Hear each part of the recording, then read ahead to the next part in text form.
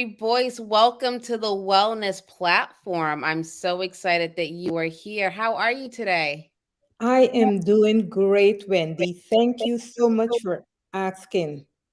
Yeah, I'm so excited to have you and excited for our discussion so our listeners can learn more about you and what you do because you're doing some powerful work out there in the workforce for nurses. So I'm very, very, very excited for this discussion. So why don't we start by telling our listeners a little bit about yourself?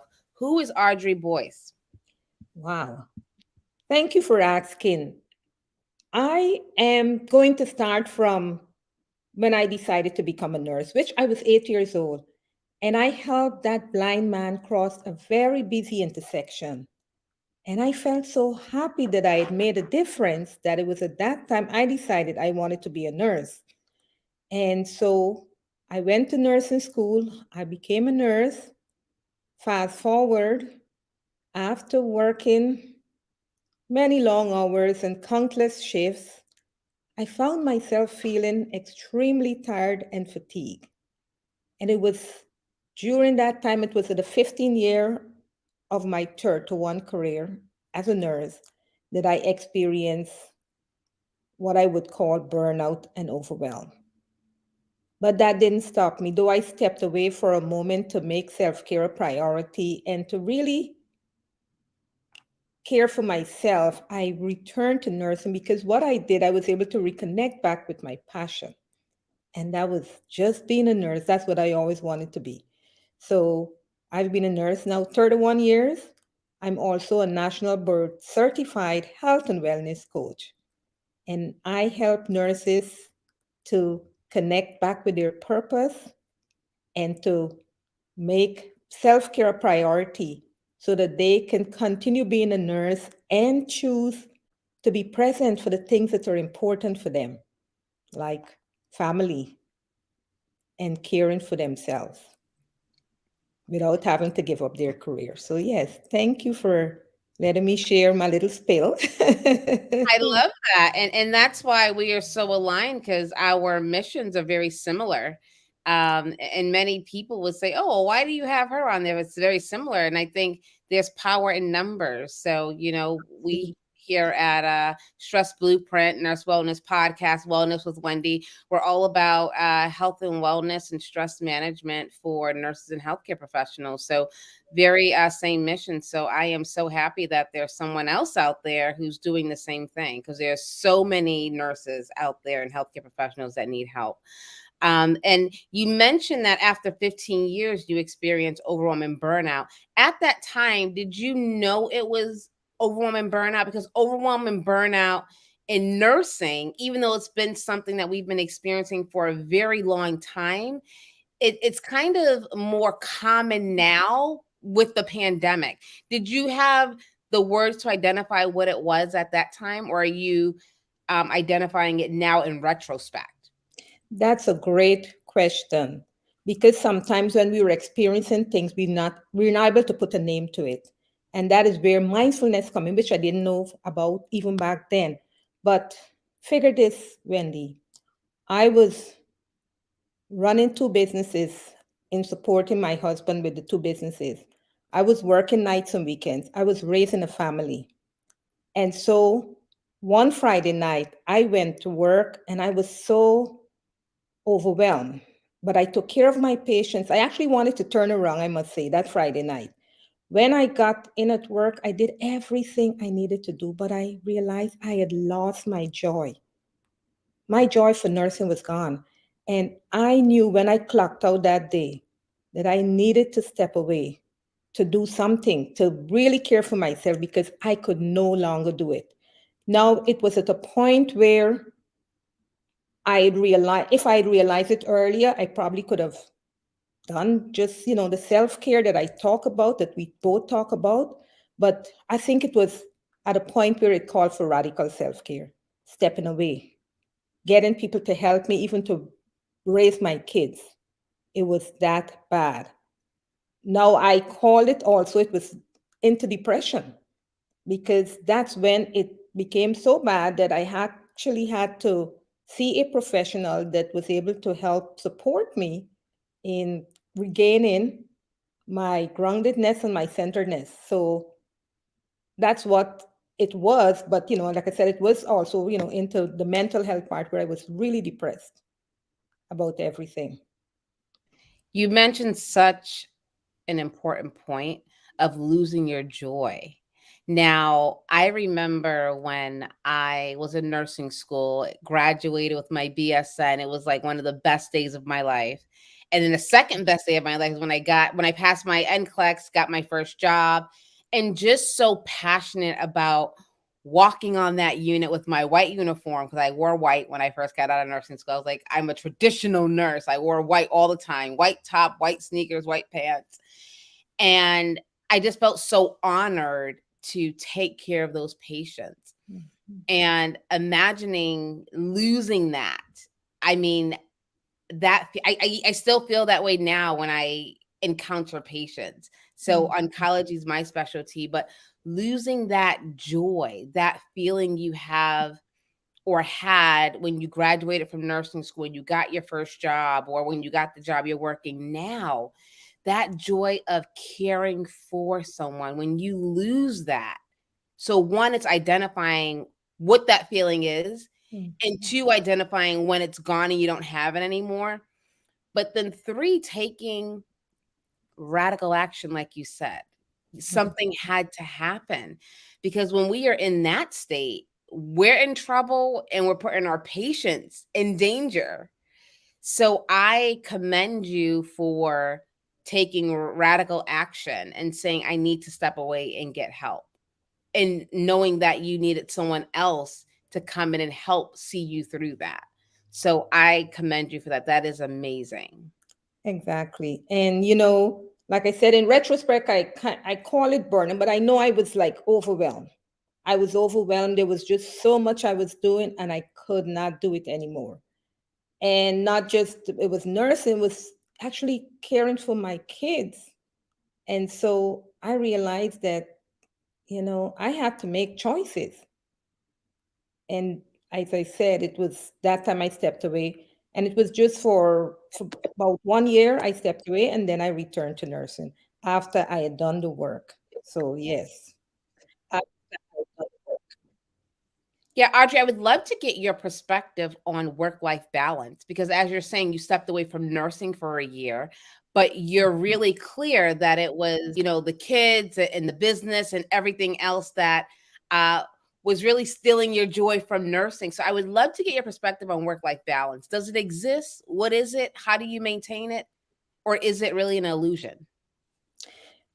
Well, that's a great question because that's one of the things that caused me to write the book, The 10 Top Mistakes Overwhelmed Nurses Make. Because oftentimes we go and we do so many things. We're working, we're caring for the family, we're having to do other things because as nurse, we are nurturers. We are doing so many things outside of work. We might be in a PTA meeting, we might be at the football, as the soccer mom. We are doing so much. We are not just existing just to go to work and to go back home. So we are doing many things.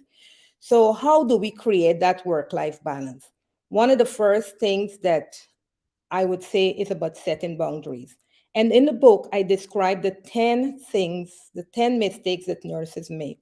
And I would say setting boundaries. How much could we do? Learning how to say no. I don't have that as a mistake, but pretty much that's what it talks about. When to say no, when to say yes, and no could be a complete sentence that I cannot do that. And the answer is no when we are asked to take on additional responsibility. Knowing our limits, also caring for ourselves, because when we don't stop and take breaks and pause and care for ourselves, which is another mistake, we find ourselves feeling overwhelmed and we feel so tired. Also, I believe that if we are not careful, sometimes we start having times when we're not coping well and we don't see a professional to help us with that. So, to answer the question, could we create work life balance? I believe we can. We have to know what our limits are. We have to know what is the demand of the job, and we have to make those choices as to what will take so much of our time. When we're off, how do we show up for our family? How are we present?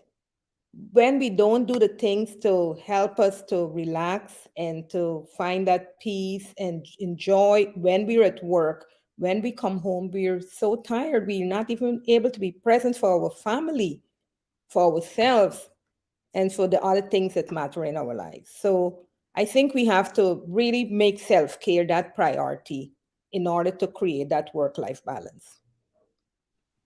Yeah, that's a great point. Work life balance. I'm still a question mark for me. Mhm. Because I don't know if we're ever really balanced, or is it just that we have more capacity this time to do more work, or we have more capacity to deal with family. So like you were saying, your kids, the businesses, if things are going smooth, it's Mhm. fine, you feel balanced. But are you really balanced, or you just have more capacity, right? So I think I'm not saying work life balance is yes or no, but I think for me, I'm still, the jury is still out on that. So I always like to ask that question about work life balance. Um, That's a great question because though I call it balance, it's more like a harmony. It's like mhm. ebb and flow. You see what's going on this week with the kids, then you know when to pull back. So it's a balance, but it's a balance that is not written in stone. It's a harmony. It's something that's moving. It's fluid.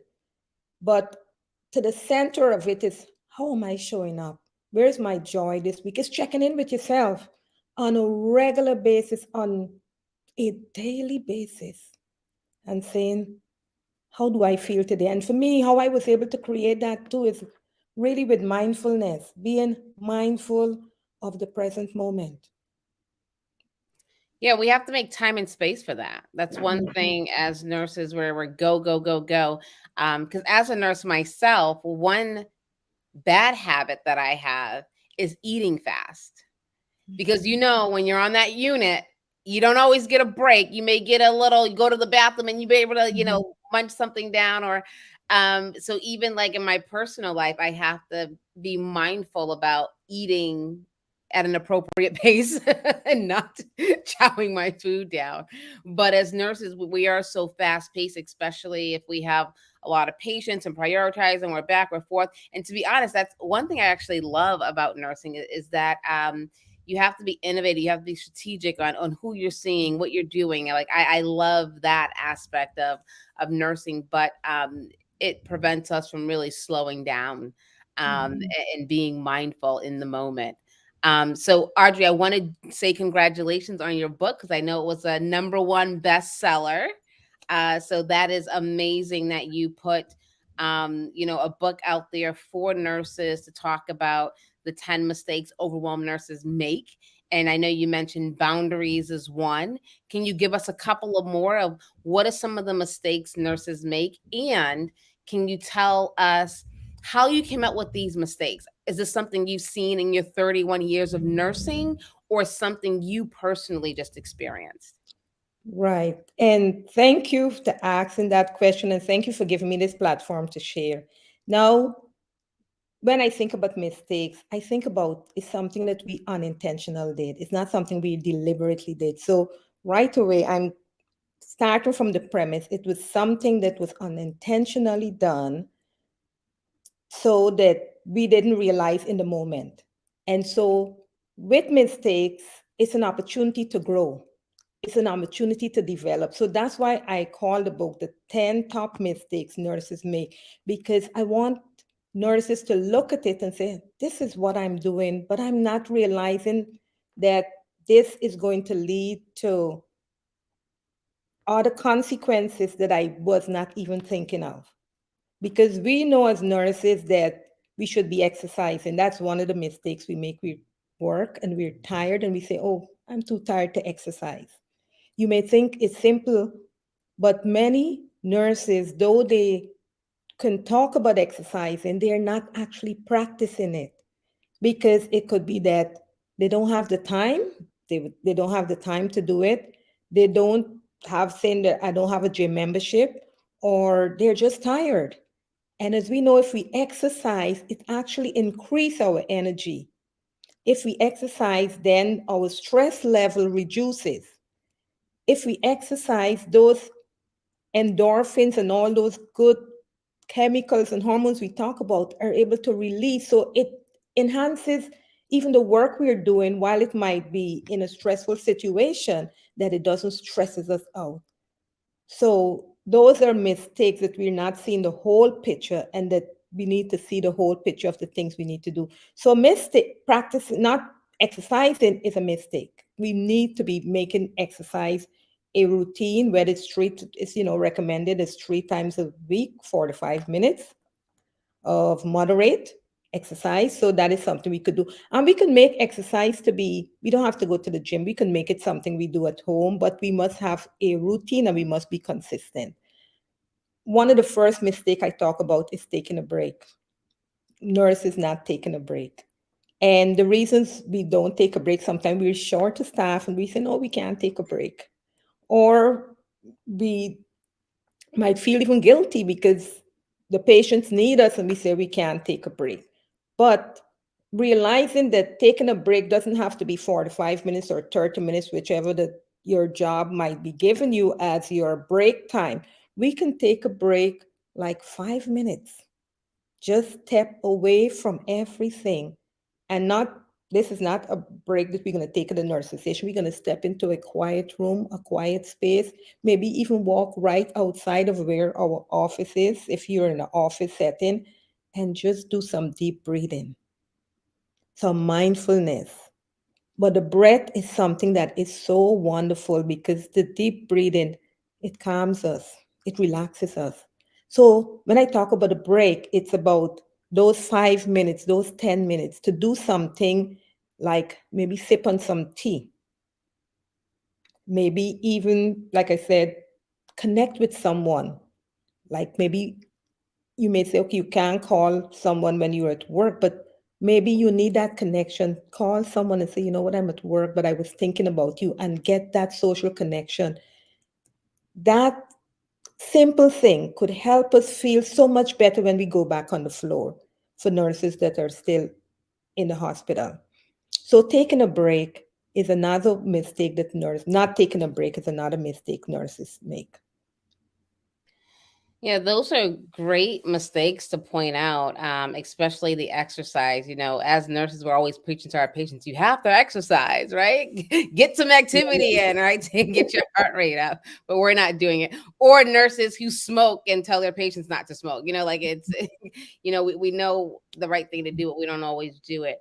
How do you propose nurses start a new routine? Because, right, we're in overwhelm, we're not taking breaks, we're not taking care of ourselves. I think for us as nurses and coaches and mentors, it's Mhm, very easy for us to say, you should do this. But mhm. how do you create those new practices? How do you create new routines? What is some advice you can give some of our listeners about how do you create these new patterns? Right. And that's a very good question, because that's going to segue into another mistake that nurses make, about sometimes setting too much of an ambitious goal, a goal that's not realistic. I talk about that in the book, and every chapter with a mistake, there's a story to go with it. That nurses that I've connected with, nurses, and I've gotten their stories. So, for example, to start any new habit, we want to set goals, and we want to set smart goals, whatever it is we're going to be doing. If it's, for example, self care, that's another mistake that nurses make, not having self care. And so you can say, I want to start doing self care. How are we going to do it? We're going to set some specific goals, meaning that goals are going to be smart goals, mean specific. It may be something like, okay, I'm going to care for myself. I'm going to decide to have 6 hours or 7 hours of sleep a night. That's very specific. M, the next word is, it's measurable. It's good. It's an action. We're actually going to do this action. We're going to have some action steps in order to get this 6 to 7 hours of sleep. What it means, I have to do maybe. I spoke about sleep just a couple days ago. We're going to create a good sleep hygiene right there and then. Mean that 2 hours before I go to bed, I'm not going to eat. 6 hours before I go to sleep, no caffeine. For those who love caffeine. So I'm making some action plans to so that I can get to that place where I'm going to have that 6 to 7 hours of sleep. Also, I'm going to maybe meditate about 5 minutes before sleep time. That's going to help me to really have that sleep and setting those goals. And then the next part, they're realistic. That's part of the goal setting, and it's time sensitive. And we can start that very slowly. Say, okay, by the end of this month, I want to be getting 6 to 7 hours. Maybe the first few weeks, it might still be five because I'm hearing nurses are sleeping 4 and 5 hours a night. I was there where I worked nights for 15 years and I was sleeping 4 hours a day because at nights I work and I came home and raising my kids, I would go to bed at a certain time, maybe 9 o'clock, and then by 1 o'clock, I have to wake up to get the younger one from daycare or wherever they went, at some point in my life. So to start a habit, I say start small, be consistent, and I practice mindfulness, and part of it saying every day is a new day. When are you didn't meet your goals, don't give it up altogether. Look at the next day, a new day, and start. And as the word, some people say it takes 30 days to get a habit, some say 60 days. Whatever it is, you be consistent every day. It's like when you start brushing your teeth and you brush your teeth every day and became a habit. And do those steps every day, and you're gonna find that it's gonna become part of who you are. It's not gonna be doing, it's gonna be actually part of just being. And so that would be my um, encouragement for anyone wanting to start a new habit. And the book has great exercise how you can do it. It's very simple ways, setting alarms, using apps to help us. We have so many apps now. The Calm apps, I really love it. Also, being in a community of other people that meditate. So doing different things like that would really help you in terms of, getting the balance, the harmony that we want, and starting a habit and being able to maintain it. I love that. Such great nuggets. A lot of great nuggets, and I love that you said, you transition. This is how I heard it. You transition from doing to being. Mhm. And that's what it's about. It's about being, not the doing. And I think we focus a lot on doing and not just the being. And I think that's where the mindfulness comes in, which is so important. Absolutely. That is amazing. Well, Audrey, you are like a legend in nursing. 30 over 30 years, I'm gonna say, not 31. So I think it's amazing for people to learn from you, really listen and get dialed into what you're saying because you have so much experience. Um, what would you tell schools of nursing? Because, for me, I think it starts there. Mhm. In nursing school, when we start talking about wellness and how to deal with stress and overwhelm and burnout, what are some things you would tell if you had the ear of a dean of a school of nursing? What would you tell them regarding wellness and nursing? Yes, it has to become part of the curriculum, for one, because I think we have to teach mindset. I believe because nurse is a very stressful career, though it's very rewarding, we have to talk about that stressful part and how to mitigate those times. We have to teach things like resilience. We have to teach mindfulness. I think we should teach compassion too, self care. Those are strategies that nurses can use and learn from nursing school how to apply it when they go out into the world. And as a matter of fact, start in nursing school. I spoke was last year to a group of nursing students at one of the local colleges in Georgia. And at the end of the talk, I had a couple students came up and they thanked me and so forth, and most of them wrote out their reflection. But one particular said to me, she said, "You know what? I was actually thinking about quitting the nursing program. But when I spoke to her and I talked to her about being able to navigate it in terms of caring for herself, about having the courage because they had all enrolled during the pandemic. So I commend them on their courage. But then I did beseech them to really take care of themselves. And she said, even in nursing school, they weren't doing that. And I said, yes, I know how nursing school is difficult, but you have to start being compassionate to yourself. That self compassion is so needed.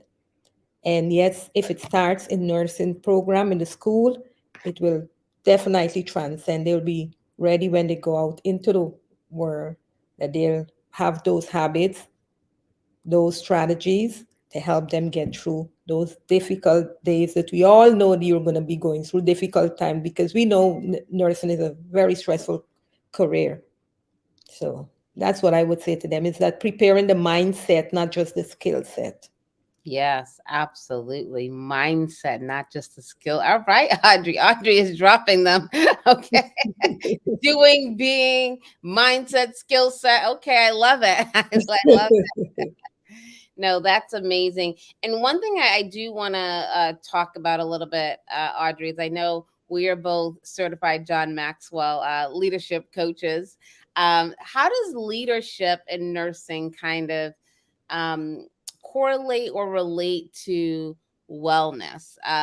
Because for me, we're all leaders in Mhm. nursing. And in order for us to be the change, make the change, be part of the change, you Mhm. know, you have to be well, and their showcases leadership is when we can really move the needle on influence, right? So if we can really help influence the change that we want to see, but if we are overwhelmed, we're burnt out, we're stressed, it's going to be really hard for us to be part of that. That is so true, because I love that question. And my Maxwell leadership sister, JMTDNA, as we always say, that's amazing. So I believe transformation starts within. It has to start with each and every one of us. And we're all talking about transformation in healthcare. We want to see it happen because we have experienced what it is, and we know where there's so much that needs to be done. But it first has to start within the nurses, and how we look at what we do, that we are leaders. We are there positioned to be an influence to our colleagues, and also to impact our patients. And the only way we can do that is if we are well ourselves, that we are in a position where we are healthy in body, in mind, and in emotions. Because when you're healthy, you can definitely impart into others about living healthier lives.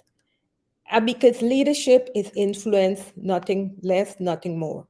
And so, as we lead, as we share with others how to make a difference in their life, even our patients, as we coach them how to make a difference in their life, we will see that we are able to better impact them if we're in a space where we are being impactful ourselves. So I think it has to start within us. And I think about those leadership values, like valuing others. How do you value others? You have to value yourself first. You know, Also the values of forgiveness, the value of compassion, the value of listening. We know as leaders, we have to not just speak, but we have to listen. That way we connect with our patients, we connect with our colleagues. That's another mistake we make sometimes as nurses. It's in the book, communication.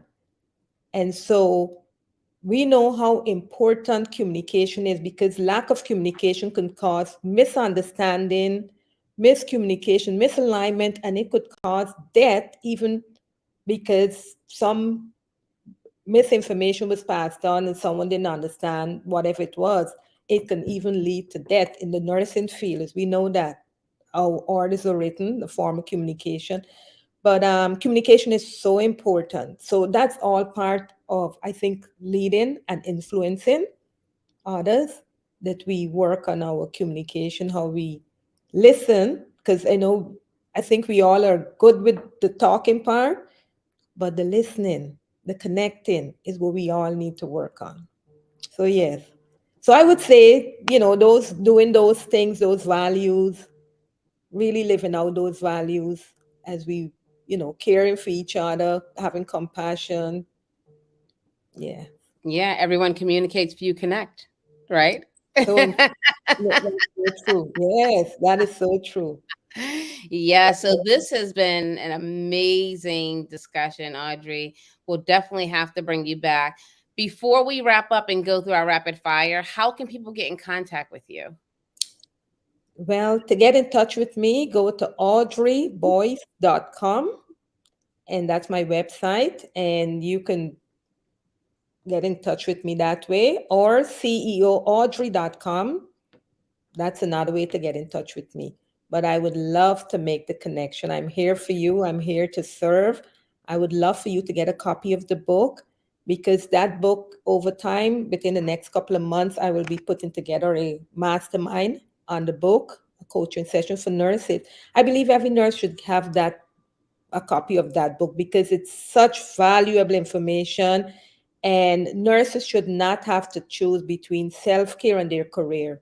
They should be able to do both, and that's the reason why I wrote the book. So please get a copy and connect with me. Thank you. Awesome. Thank you so much, Audrey. And I think the book is so important. I'm going to buy 5 copies and give it to 5 listeners. Oh, wonderful. Thank you so Yes. much for the support. Yes. Awesome. So, Audrey, let's go to the rapid fire before we wrap up. So, tell me the first thing that comes to your mind to finish the statement or answer the question. Are you ready? Oh, okay. I'm in the hot seat too. Rapid fire. Yes, let's All go. right. Wellness means Wellness means being centered, body, soul, and spirit. It's not the absence of illness, but it's being balanced. I know I'm stressed when My heart starts beating and I'm not focused. my go to stress management solution is Taking a break and breathing. the one thing I would tell my younger self in nursing is Don't stress the small stuff, it'll work itself out. one thing I learned about myself during the pandemic is How family is even more important, and how connection is so important, and isolation can lead to so much illness, that no one needs to live a life alone. We're social beings, and we need it to be connecting with each other even on a more regular basis.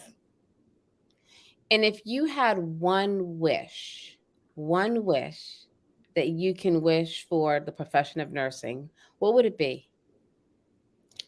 That nurses would not just feed their young, but take care of themselves. It's actually two, but yes, those are the care for themselves and feed their young. Awesome. Well, Audrey, this has been such an amazing discussion. We'll definitely have to have you back, and we will definitely let you know who we provide those 5 books to. So, thank you so much for your time today. Thank you so much, Wendy, for having me. I appreciate the time and the platform.